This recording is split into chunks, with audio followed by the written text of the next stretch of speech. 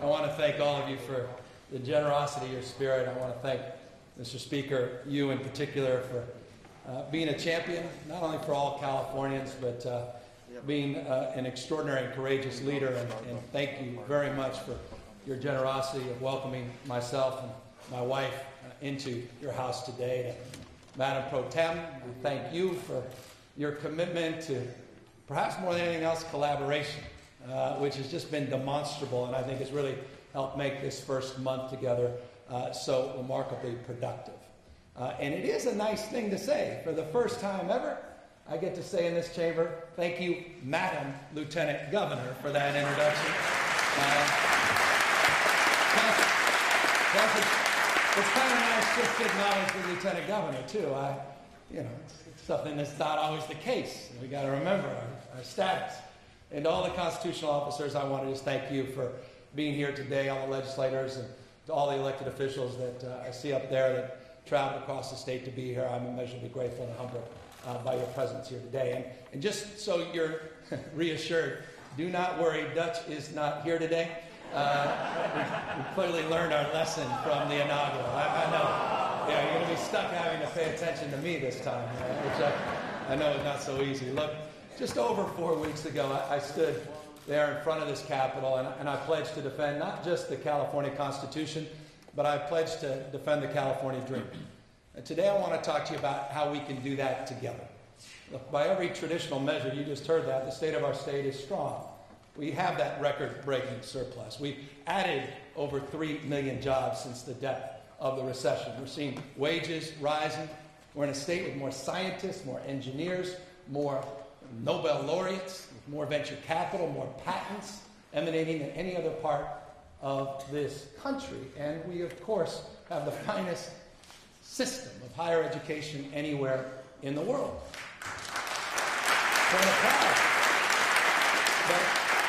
But along with that prosperity and progress, there are problems that have been deferred too long and that threaten to put the California dream out of reach for too many. If we face hard decisions that are coming due, and the choices we make will shape our future and the future, quite literally, of millions for decades to come. And this is what I want to talk about today, as frankly and as directly as I can, the tough calls we must make together. And issues like rail, on water, on energy, how we protect our migrants, how we care for our seniors, how we help our homeless, and how, above all else, we tackle the affordability crisis that is coming to define life in this state. I won't pretend to have all the answers, but the only way to find them is to, I think, face these issues honestly. So let's start with some of the fear-mongering that's coming out of the White House about this quote-unquote so-called border emergency. For me, this is an echo from 15 years ago. I was a new mayor sitting in the gallery at the State of the Union in Washington when President Bush said that the LGBT Americans could not be able to get married. It was an attack, from my perspective, on our friends, our neighbors, and on California values. I was so proud to watch brave Californians answer those attacks with love and courage. Phyllis Lyon and Del Martin made history when they got married 15 years ago to this very day.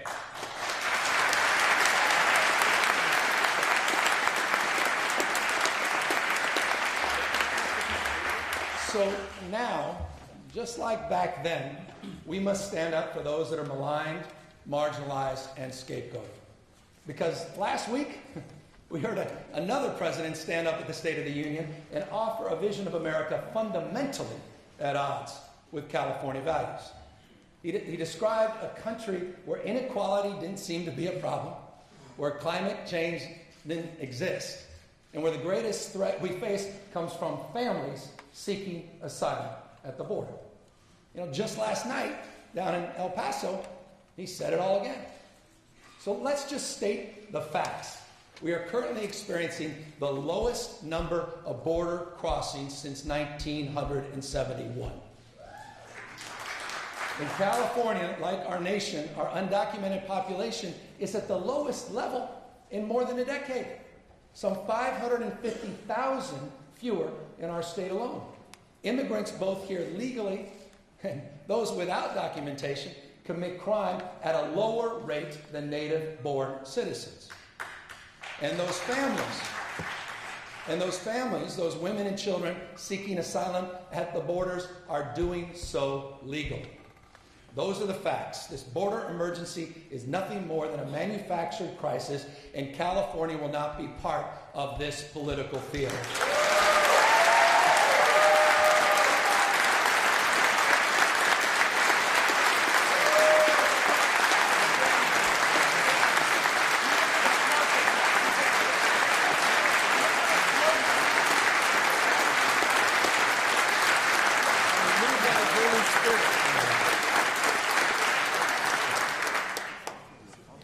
Just yesterday, I sent a new directive to the National Guard, put them on a new mission, one that's going to focus on, respectively, the real threats facing our state. I've now directed the National Guard, a third of the forces that are currently at the border, to be redeployed to help prepare for the upcoming fire season by joining CAL FIRE in prevention and suppression work. Work, by the way, ironically, that was curtailed during the recent shutdown. Another third will boost the National Guard's statewide counter-drug task force by redeploying up north to go after all these illegal cannabis farms, many of which are run by the cartels that are devastating our pristine forests and increasingly themselves becoming fire hazards.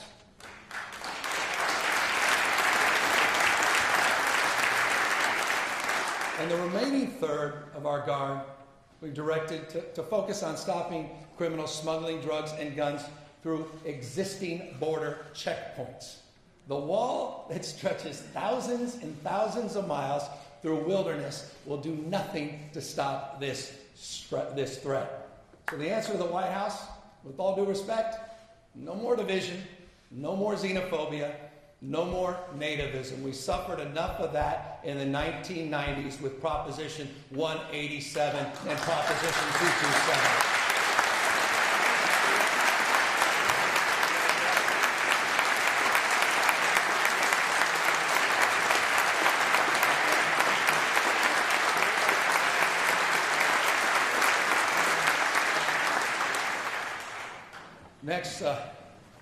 Next level, let's level about the high-speed rail. You know, I have nothing but respect for Governor Brown and Governor Schwarzenegger's vision. I share it. And there's no doubt that our state's economy and quality of life depend on improving transportation. But let's be real. The current project, as planned, would cost too much and respectfully take too long. There's been too little oversight and not enough transparency. Right now, there simply isn't a path to get from Sacramento to San Diego, let alone from San Francisco to LA. I wish there were. However, we do have the capacity to complete a high-speed rail link between Merced and Bakersfield. Now, I know some critics are going to say, well, that's a train to nowhere. But I think that's wrong, and I think that's offensive. The people of the Central Valley endure the worst air pollution in America and have some of the longest commutes in this state. And they have suffered too many years of neglect from policymakers, respectfully, here in Sacramento. They deserve better. And the high-speed rail project will be part of that.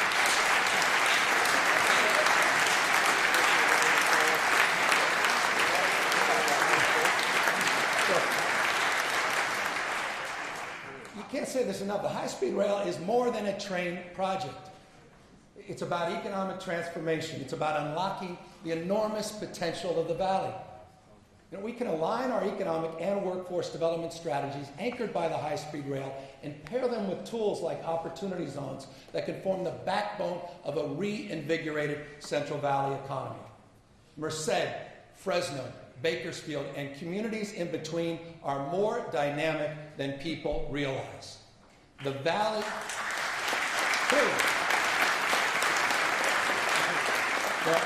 the valley may be known around the world for agriculture, but there's another story ready to be told, a story of a region hungry for investment, a workforce eager for more training and good jobs, Californians that deserve a fair share of our state's prosperity.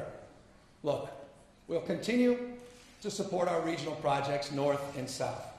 We'll finish phase 1 of the environmental work.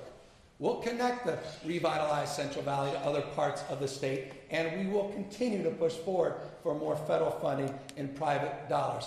But let's get something done once and for all.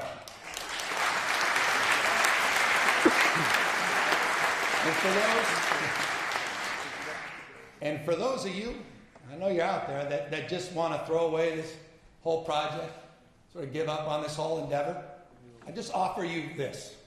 Abandoning the high-speed rail entirely means we will have wasted billions and billions of dollars with nothing but broken promises, partially fulfilled commitments, and lawsuits to show for it. And with all due respect, I have no interest in sending back $3.5 billion of federal funding that was allocated to this project to President Donald Trump. That fundamentally would have to happen if we just walked away. But also, I'm not interested in making the same old mistakes. And that's why today I'm ordering some new transparency measures. We're going to hold contractors, we're going to hold consultants accountable to having to explain how tax dollars are spent, including change orders, cost overruns, and even travel expenses. And we're going to put it online so everybody can see it.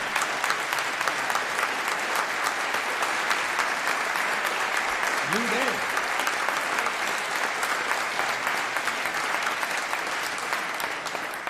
And we're also going to see some governance changes, starting with my pick for the next chair of the High Speed Rail Authority, Lenny Mendoza, my Economic Development Director.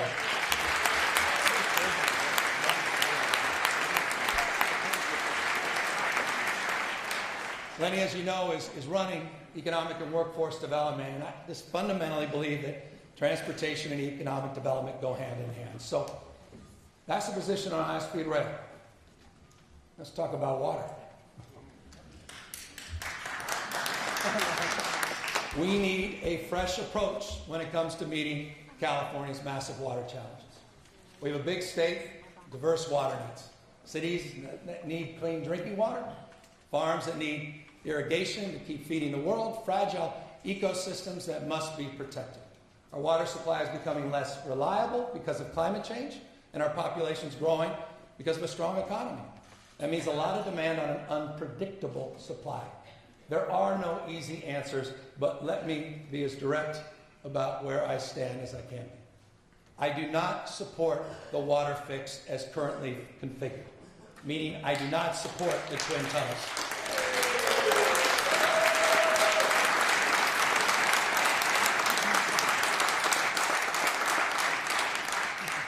We can, however, build on the important work that's already been done. And that's why I do support a single tunnel. The status quo is not an option. We need to protect our water supply from earthquakes, from rising sea levels. We need to preserve delta fisheries, and we need to meet the needs of cities and farms. We have got to get past these old binaries, like farmers versus environmentalists, the north versus south. Our approach can't be either or. It has to be yes and. Conveyance and efficiency. And recycling projects, like the ones we're seeing in Southern California's Met Water District. Expanding floodplains in the Central Valley, and groundwater recharge like farmers are already doing in Fresno County. A portfolio approach to building water infrastructure and meeting long-term demand. And to help bring this balance, I'm appointing a new chair to the California Water Board, Joaquin Esquivel. And his first task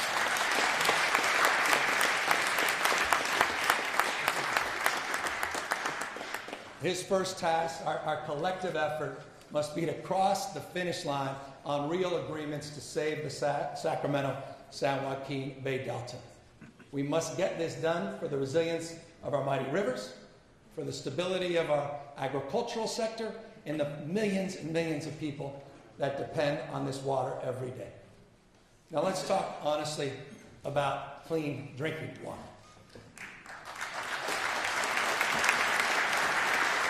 And this is not me taking a sip as a prop.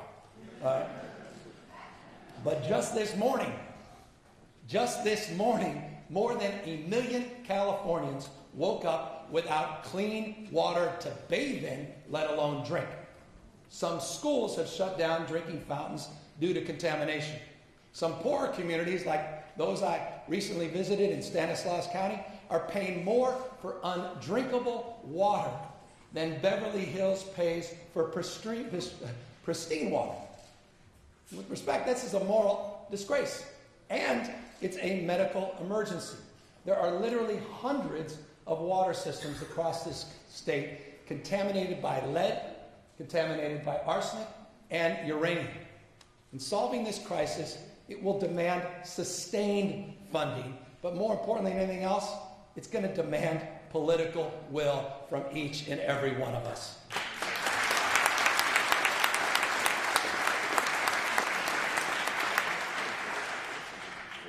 And let's talk about our energy future and the PG&E bankruptcy. We're all frustrated and we're angry. It's had to come to this. PG&E did not do enough to secure dangerous equipment or plan for the future. My administration will work to make sure PG&E upholds its obligations.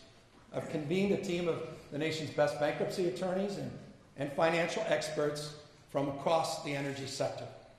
They will work with my strike team to develop a comprehensive strategy that we will present within 60 days. We will ensure continued access to safe, affordable power. We will seek justice for fire victims, fairness for employees, and protection for ratepayers. We will continue to invest in safety, and we will never waver on achieving the nation's most ambitious clean energy goals.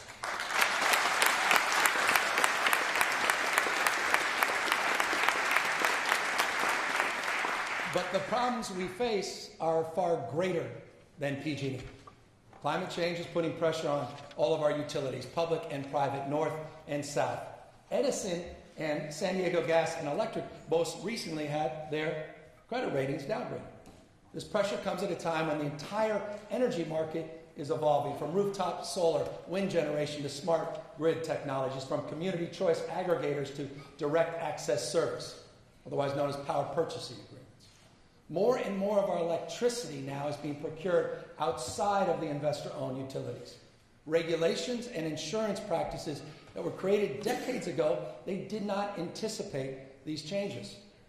So we must map out a longer-term framework, not just for the utilities' future, but for California's energy future, to ensure that the cost of climate change doesn't fall on those least able to afford it.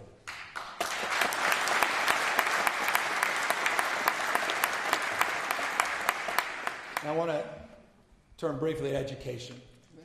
The teacher strike in LA is over, but the need to confront its underlying causes obviously has only just begun. Understaffed schools, overcrowded classrooms, pension pressures, the achievement gap, growth of charter schools, these stressors are showing up all over the state. Right here in Sacramento, in Fresno, in Oakland. Districts across the state are challenged to balance budgets even in this strong economy. And at a time we're spending more on schools than we have ever before. 7 years ago, we invested $47.3 billion in our schools. Next year, with your support, we'll invest over $80 billion. By the way, that includes $576 million for special education. Important.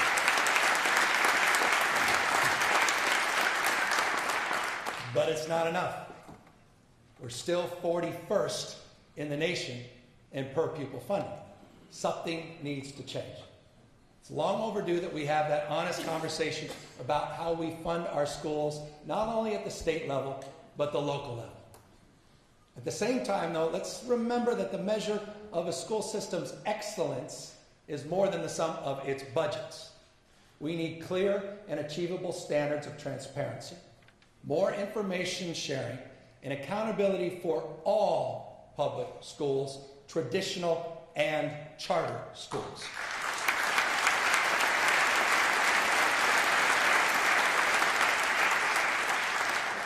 We also need a new president for the State Board of Education to work with our superintendent Tony Thurman. And to help lift up our students, and my pick for that position is nationally recognized expert Linda Darling Hammond. Thank you, Linda, for doing this.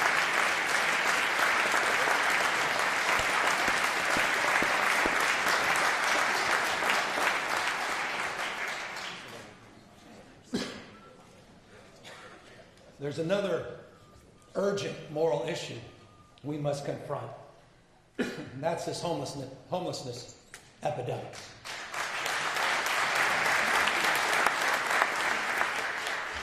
So many of California's homeless, whether they're families, veterans, victims of rent spikes, or survivors fleeing domestic violence, are invisible and left behind by our society. Too many on the streets are suffering from bipolar disorder, schizophrenia, paranoia, many of them self-medicating with drug or alcohol addictions.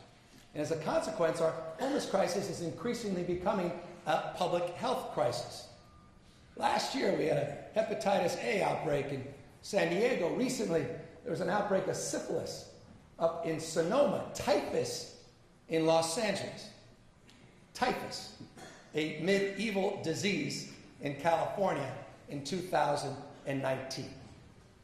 I know mayors, I know county supervisors, city councils, all around the state are working hard to reduce homelessness and its underlying causes. But we've got to have their backs. They cannot do it alone.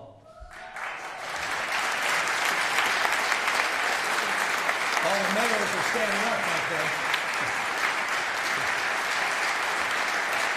So to help lead the discussion, you should keep standing up, Daryl. I'm appointing Daryl Steinberg to a new commission on homelessness and supportive housing. Thank you, Mayor Steinberg, for your willingness to step up and step into this debate and lead our efforts.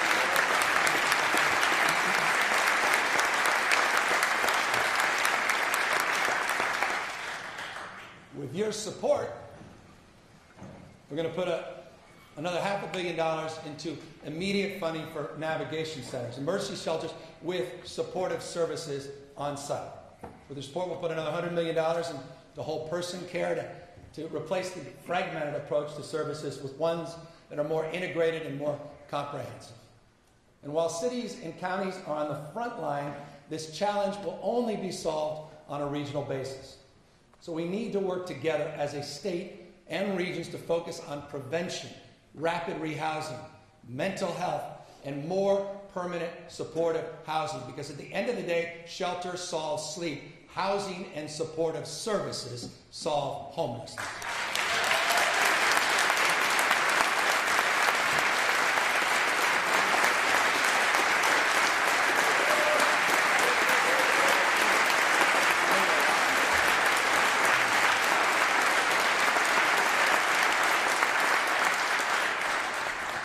Let's talk about something we too often overlook. The Golden State is getting grayer. We need to get ready for this major demographic challenge headed our way.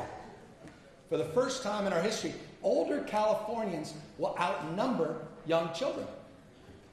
Over the next decade, our statewide senior population is projected to increase by 4 million. In 25 years, it's going to double. And more than half will require some form of long-term care. Growing old knows no boundaries. Aging doesn't care what race you are, your economic status, whether you're single or you have family support.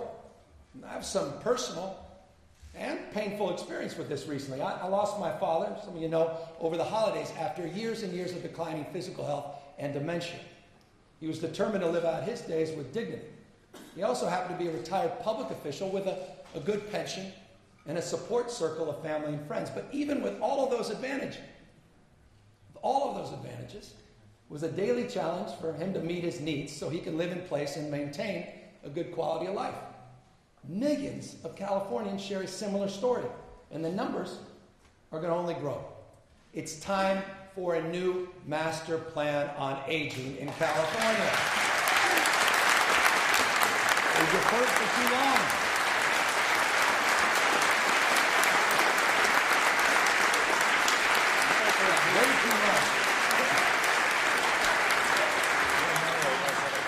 And in it, it's got to address person-centered care, the patchwork of public services.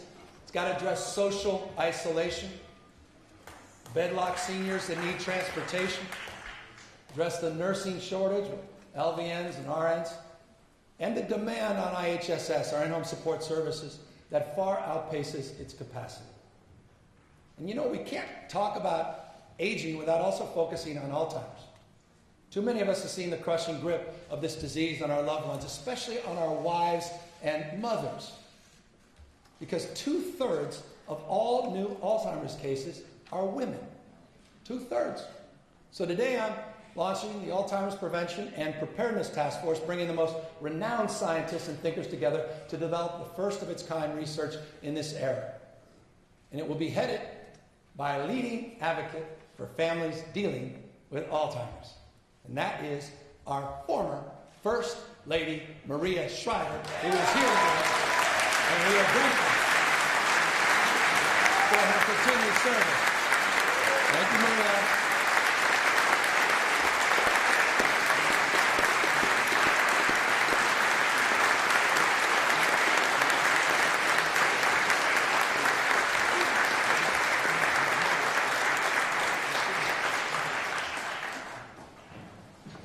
Tied together, many of these hard challenges we face is the broader cost crisis. In a recent survey that came out last week, 61% of young adults in California said they can't afford a living. 61%. California should never be a place where only the well-off can lead a good life. And it starts with housing, perhaps the most overwhelming challenge we face right now. We all know the problem. We all know the problem. Too much demand, too little supply. And that is happening in large part because too many cities and counties aren't even planning how to build. Some are flat out refusing to do anything at all. That's why I committed $750 million for a major new incentive package for communities to do the right thing. $250 million in support for cities and counties to update their housing plans, to revamp their zoning process, and get more housing entitled. 500 more in grants when they achieve certain milestones. Look, if we want a California for all, we have to build housing for all.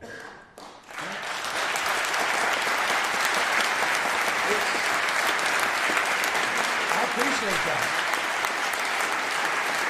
We cannot defer this any longer.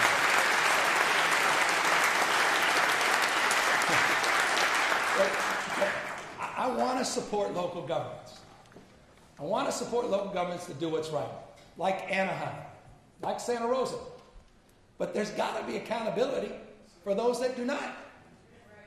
2 weeks ago, the state of California sued the city of Huntington Beach for failing to meet its obligations on affordable housing. And let me just tell you, look, as a former mayor, the last thing I want to do is to start my term suing a city. But respectfully, they left us no choice. And by the way, it's not about picking on Huntington Beach. They just happen to be first because of a statute of limitations.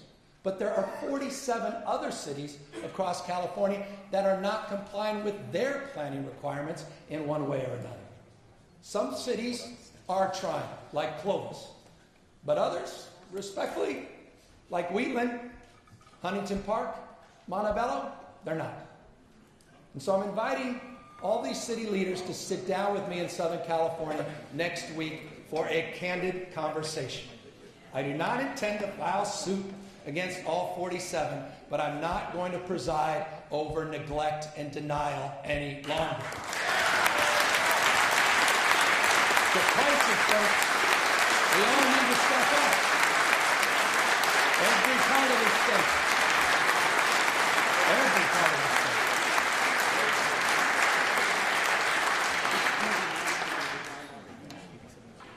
I was a local elected official. I'm not naive here, folks. Cities need to summon that political courage, and we've got to have their backs. Look, I also want to acknowledge that there are other factors beyond city planning that have limited our ability to provide more housing. In recent years, we've done a good job expediting judicial review on CEQA for professional sports.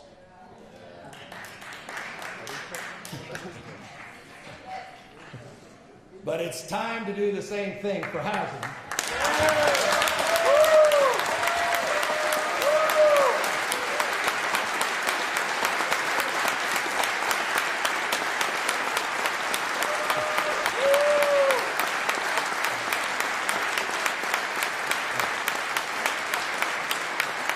There's some good things happening in this space. I want to applaud the recent efforts by home builders and labor leaders who together are working to forge a compromise in this space to accelerate production.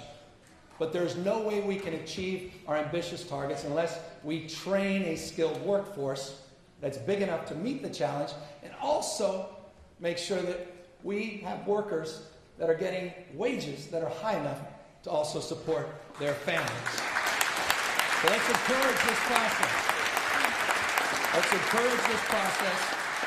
Let's encourage this process and let's bring more people to the table to get something big done. I am confident we can do that this year.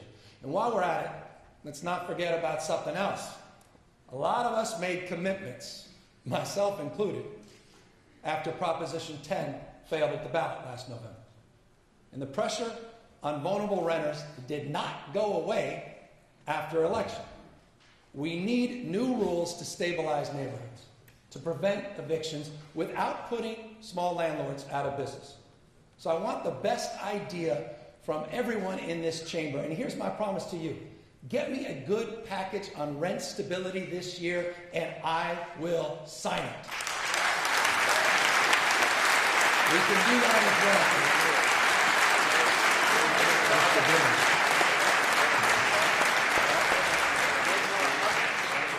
All right, if we're serious about taming the cost crisis, we also need to be serious about making sure health care is affordable for all Californians.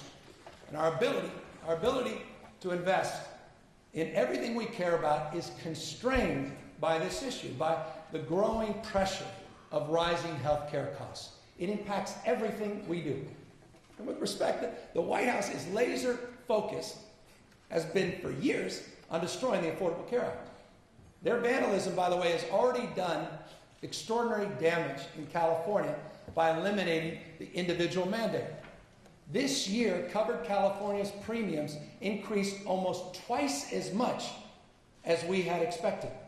This is exactly what we feared, and respectfully, it's exactly what they wanted. And that's why, when it comes to the individual mandate, California must act where Washington has failed. And if we do this, we're going to be able to deepen subsidies for those earning up to $48,000 and extend subsidies to families earning up to $150,000, something no other state in America has done. We have the ability to do that. On another issue, we all know that California has among the lowest Medicaid reimbursement rates in America. And that's why in our budget, we devote more than $1 billion to increase rates and address the growing provider shortage.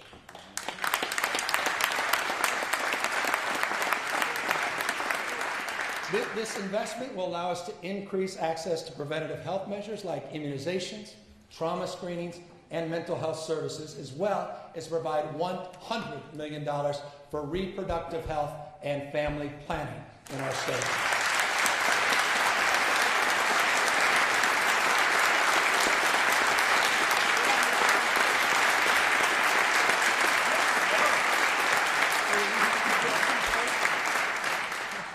While we pursue the long-term goal of single-payer financing, let us make a down payment now by expanding Medi-Cal coverage for Californians up to the age of 26, regardless of their immigration status.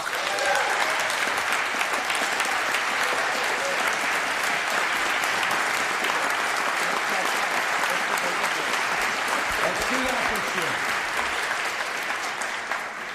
But access is only part of the solution. Cost is another. We must address rising costs throughout the system, like the consolidation of hospitals and other health providers, which in many cases have limited patient choice and they've made medical care simply more expensive. We also must continue to bring down the cost of prescription drugs. Look, My first act as governor was to lay the foundation for a single purchasing system, the largest state buyer in the nation, which, by the way, will save hundreds of millions of dollars a year for the people of California. And I want to thank, at least someone cares about that savings, but I want to thank President Trump. I want to thank President Trump for calling attention to prescription drug prices last week in his State of the Union. This is a bipartisan issue. At least it should be, and I hope he follows through and takes the lead of California in the process.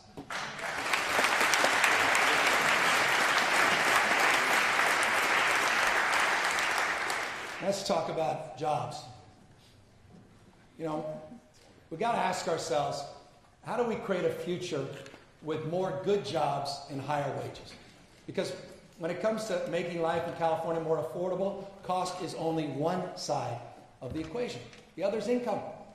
So despite our rising wages, working families in California today barely earn more than they did a decade ago.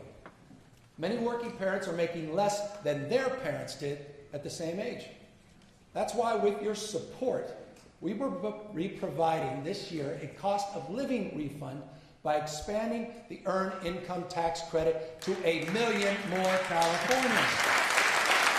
1 million.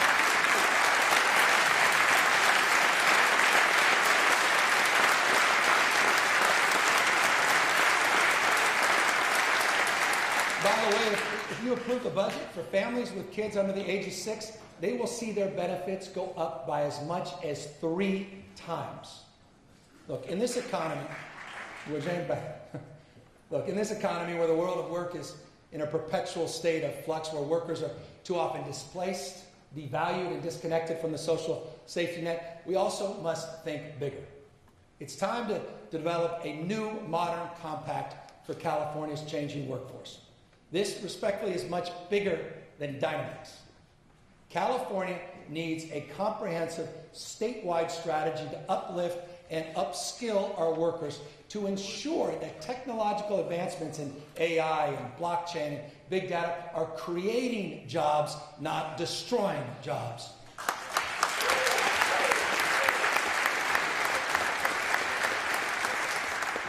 And I believe we need to reform our institutions so that more workers have an ownership stake in their sweat equity. So we're going to appoint a new commission on California's workforce and future of work that will bring together leaders from labor, business, both public and private. And their assignment is this: to come up with new ideas to expand worker opportunity without extinguishing innovation or flexibility. Because California is obviously proud to be home to technology companies that are determined to change the world. But companies that make, respectfully, billions of dollars collecting, curating, monetizing our personal data also have a duty to protect it. Consumers have the right to know and control how their data is being used. And so I want to applaud you, this legislature, for passing the first in the nation digital privacy law last year. Thank you, Mr. Host.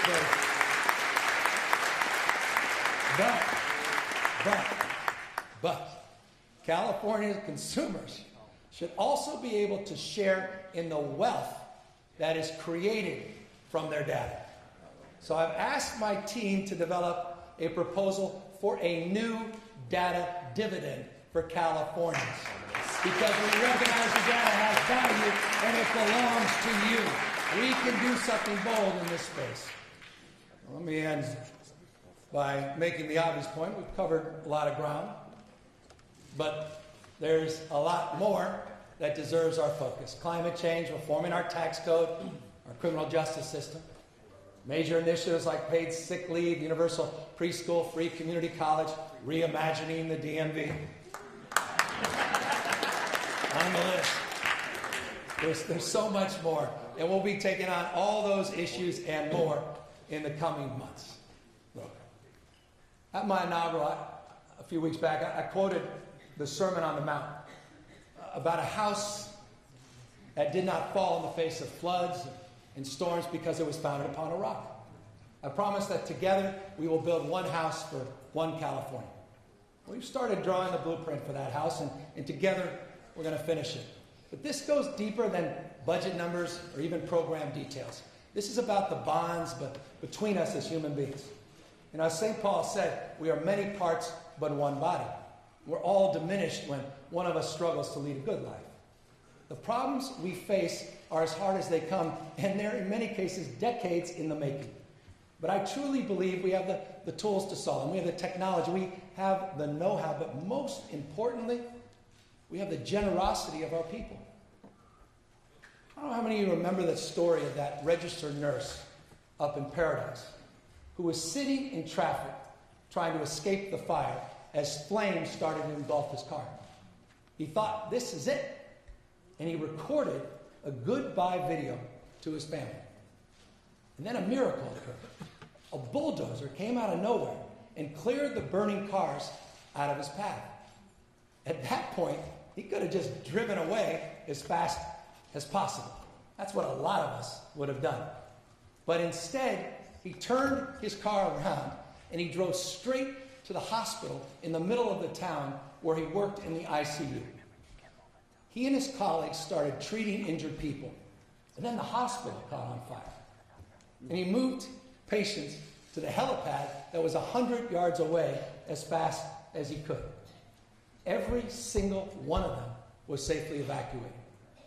And when he was asked why he did this, why he drove back through the fire when he could have just saved himself, he shrugged and he said, this is what we do. His name is Alan Pierce, and he's here with us today.